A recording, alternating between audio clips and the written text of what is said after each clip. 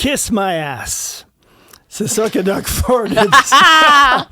C'est ça que Doug Ford a dit à Donald Trump. Donc, si un premier ministre d'une province peut dire « Kiss my ass », imaginez-vous ce que peut dire un animateur à Cube Radio.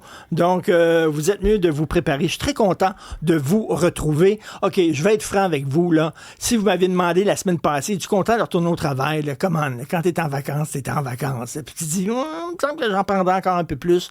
Mais plus le temps se rapprochait de la date fatidique, plus j'avais hâte. Et ce matin, je me suis réveillé avec des fourmis dans les jambes. Je suis très content d'être là, surtout que vous allez voir, vous allez entendre des gens qui étaient avec nous la saison dernière, mais on a aussi de nouveaux visages, de nouvelles voix, des gens que vous avez vus ailleurs, mais peut-être pas dans l'émission ici. Puis je suis très, très, très excité et très énervé de vous les présenter. Ça va être l'émission Mini Wheats. C'est comme ça que je l'appelle. Pourquoi Mini Wheats? Je vais peut-être vous revigorer la mémoire avec une vieille pub. Sébastien, passe ça. Galant ce soir, elle ne me connaît même pas. Est-ce que je lui montre mon côté rationnel, nutritif, avec 100% de blé entier? Ou est-ce que je présente mon côté rigolo, bon goût, avec mon givrage sucré? Je veux qu'elle m'aime. Alors, présentez vos deux côtés, monsieur Mini-Wheat. Vous croyez? Oui, soyez fiers, montrez-les vos Mini-Wheat de Kellogg. Elle en redemandera. Elle m'aimera éternellement. Peut-être pas tant que ça, monsieur Elle Mini-Wheat. sera mon esclave d'amour. Oui, non, mais attention, vous exagérez. Alors, il y a des émissions qui sont 100% blé entier, mais ça manque un peu de givré. Et il y a des émissions de radio qui sont 100% givré, puis ça manque un peu d'éléments nutritifs. Ce qu'on va essayer de faire dans l'émission, c'est du mini-wheat, c'est-à-dire de vous présenter notre côté givré et notre côté nutritif aussi. Et j'espère que ça va vous divertir et ça va vous aussi vous informer. Très content d'être avec Stéphanie Villeneuve qui revient. Salut, content de te retrouver. Et bien sûr, Marie-Laurence Delaunay, vous l'avez vue sur le terrain pour TVA Nouvelles, pour LCN, et elle va parler d'actualité avec nous. Super content que tu te joignes à l'équipe. Moi aussi, bonjour. J'aime ça les mini-wicks, donc je suis vraiment contente que tu aies choisi cette céréale-là. T'es une fille de céréales. Moi, je suis une fille de céréales, exactement, avec du lait de vache, hein, pas une boisson à l'avoine. Là. Moi, c'est ma recette. Non. OK. Veux-tu me partir là-dessus, Richard? Tu veux pas? Le 6 c'est oui ou c'est non? Le 6 non, même 3,25. Non, moi, j'aime ça, le zéro. Puis si vous voulez en apprendre davantage sur Marie-Laurence, il y a un excellent texte sur le site du Journal de Montréal que vous pouvez aller lire. Écoutez, tu sais, je me disais, je vais rentrer, première émission, et ça va être quoi le gros débat du jour? Là? Ça va être un sujet sérieux, puis tout ça. Ben non, le gros débat du jour, Christy, c'est faut-il manger une banane, 2 bananes ou 3? Ça me fait penser, te souviens-tu, vous souvenez-vous, l'an dernier ou il y a 2 ans, c'était quoi le gros débat? Mais tout le monde avait une opinion là-dessus, ça divisait la population. C'était si jamais il y a une bataille entre 100 êtres humains et un gorille, qui va gagner? Qui va gagner? Et tout le monde avait son opinion, là. Oui. 100 êtres humains et un gorille. Et là, aujourd'hui, on avait parlé à quelqu'un, en plus, qui s'y connaissait, en primate. Je ne sais pas comment l'appeler. Là, en être humain et en primate. En gorille? Oui. Exactement. Alors, donc, on va revenir avec la personne qui a parti ce débat-là du jour sur une autre station de radio. Donc, Isabelle Huot qui va nous parler des bananes.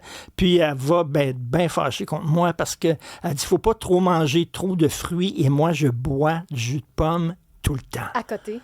À côté. Hein? Mais c'est vrai que le jus de pomme, c'est sucré, Richard. C'est mieux une pomme que le jus de pomme, oui. Parce qu'au moins, tu as des fibres. Et... Oui, mais il y a plein de sucre. Le sucre est tellement concentré dans le jus de pomme, puis en plus, je suis certaine que tu prends le jus de pomme d'ici, donc il est hyper concentré, épais, là. C'est ça? Épais, oui. Je sais que c'est bon, c'est très bon, le jus de pomme. Ben, je disais à quelqu'un à un moment donné, OK, là, moi, ça fait 5 semaines que je bois plus d'alcool. J'ai dit, bon, je prends pas de jus de pomme. Qu'est-ce que je bois en mangeant? Ben, il a dit de l'eau. C'est vrai que de l'eau, c'est un peu plate, mais un jus de pomme avec un steak, c'est aussi spécial. C'est plate en tabarnouche. Écoutez, on rentre dans la saison de la rue Prince-Arthur. C'est quoi la saison de la rue Prince-Arthur? Pour ceux qui ne connaissent pas Montréal, qui sont de l'extérieur, la rue Prince-Arthur est une rue à Montréal. Il y a plein de restos, surtout fréquentée par des touristes maintenant. Hein? La rue Prince-Arthur, ça fait très longtemps que je ne suis pas allé, mais à l'époque où j'allais sur la rue Prince-Arthur, il y avait un resto face à l'autre et tout ça. Et tu avais des rabatteurs. Tu as ça un peu partout. À chaque fois qu'il y a des endroits qui sont fréquentés par les touristes, puis avec des restos qui sont pas super bons, des restos c'est un peu des fois des trappes à touristes, là. Il y a toujours des rabatteurs. À Paris, c'est dans le coin de la rue Saint-Denis qu'il y a ça. Il y a toujours des gens qui arrivent. Eux autres, leur job, c'est de te faire rentrer dans le restaurant.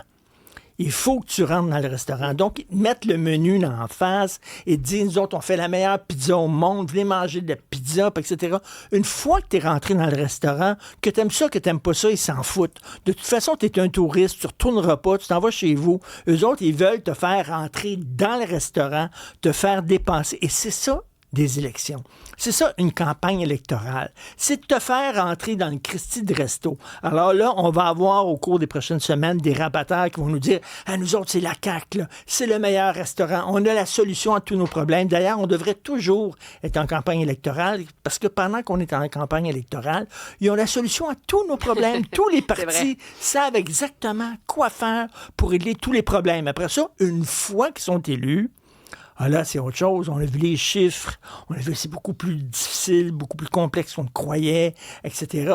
Puis là, soudainement, ils laissent tomber leurs promesses. Mais là, on est dans la période où chacun va cogner à la porte de notre auto en disant « Venez manger chez nous. On est le meilleur resto. » Et on va en parler tantôt avec notre nouveau chroniqueur politique, Rodolphe Osny. Et on va parler, entre autres, des slogans des différents partis. Et la CAQ, c'est « Avançons ». Et ça me fait vraiment penser à l'époque du Crédit social avec Camille Sanson et Réal Cahouette qui disait le Québec est au bord du précipice et si vous votez pour nous, on va faire un pas en avant. C'était ça leur slogan, là.